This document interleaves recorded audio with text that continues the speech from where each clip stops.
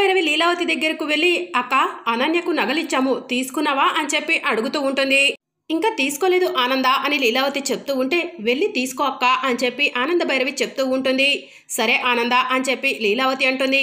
ఇక మరోవైపు లీలావతి అనన్య దగ్గరకు వెళ్ళి అనన్య నీకు నగలిచ్చాను కదా అవి ఇలా ఇవ్వు అని చెప్పి అడుగుతూ ఉంటుంది.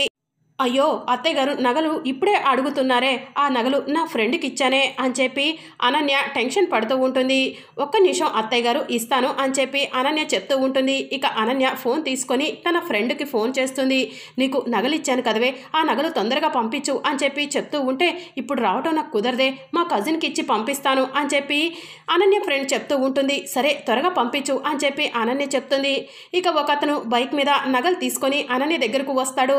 అనన్యకు నగలిస్తాడు. అనన్య నగలన్నీ సరిగా ఉన్నాయా లేదా అని బాక్స్ ఓపెన్ చేసి చూస్తూ ఉంటే నగలు కింద పడిపోతాయి.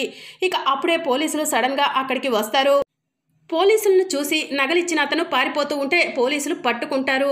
ఏమైంది సార్ అని చెప్పి అనన్య అడుగుతూ ఉంటుంది. నువ్వు ఇతని పార్ట్నర్వా అని చెప్పి అడుగుతూ ఉంటారు. ఏంటి సార్ మీరు మాట్లాడేది అని అనన్య అడుగుతూ ఉంటుంది.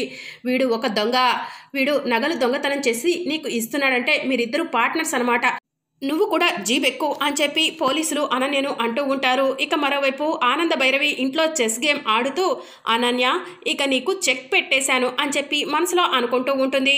సార్ నేను జీప్ ఎక్కడం ఏంటి సార్ ఈ నగలు నావి సార్ అని చెప్పి అనన్య పోలీసులకు చెప్తూ ఉంటే మర్యాదగా జీప్ ఎక్కుతావా లేదా అని చెప్పి పోలీసులు అనన్యను పోలీస్ జీప్ ఎక్కించుకొని తీసుకెళ్తూ ఉంటారు. మరి ఆనంద భైరవి ఏం చేయబోతుందో తెలుసుకోవాలనుకుంటున్నారా? అయితే ఛానల్ను సబ్స్క్రైబ్ చేసుకొని సపోర్ట్ చేయడం మర్చిపోకండి. Thank you for watching.